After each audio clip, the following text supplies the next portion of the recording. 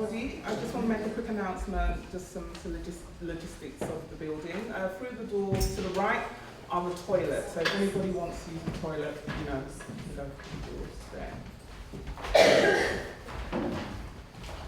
Your value does not decrease based on somebody's inability to see your worth.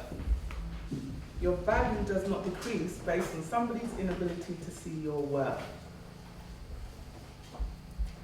Now, I only realised that after years of coming out of a domestic abusive relationship, having been robbed of my self-esteem, my self-confidence, and my self-worth. Now, in my opinion, domestic violence is a crime, and nobody needs to, go through that and experience that. So I want to welcome you all to the Spectacular Woman Break the Silence Domestic Violence Conference.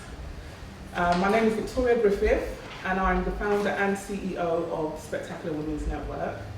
I just also want to mention that having hearing some of these stories today from some of the speakers, it may raise certain emotions in you. And I just want to make you aware that we do have a counsellor on hand. If anybody feels that they need to speak to somebody afterwards, then feel free to go up to Taryn, who is a representative from Victim Support. He's also going to be speaking, but feel free to speak to him if needs be. So I just want to share a little bit about myself and my story. 20 years ago, I finally ended a domestic abuse relationship. For 9 years, I was in that relationship. And when I came out of that relationship, my confidence was zero, self-esteem was zero, I didn't really think much of myself. And I had a lot of fears in terms of, how was I gonna trust again?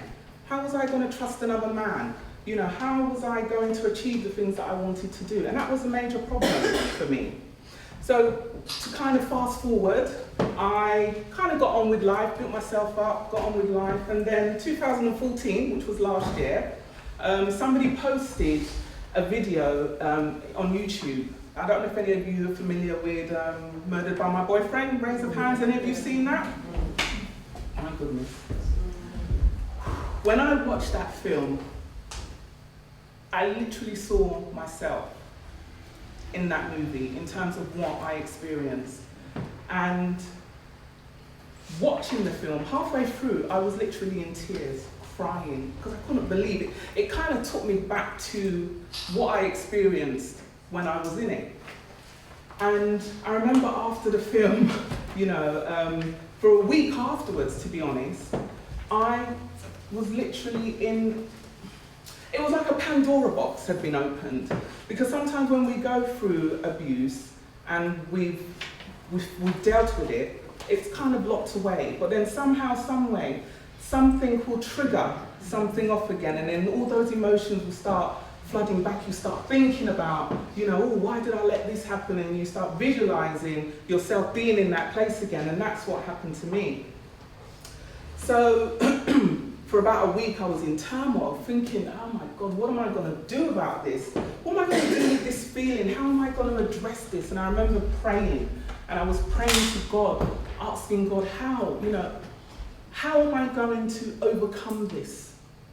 And it then dawned on me that I need to do something about it. And through that, I set up a program called the Precious and Ruby Programs, which was for teenage girls. And for me, it was about making sure that no other person experienced what I experienced.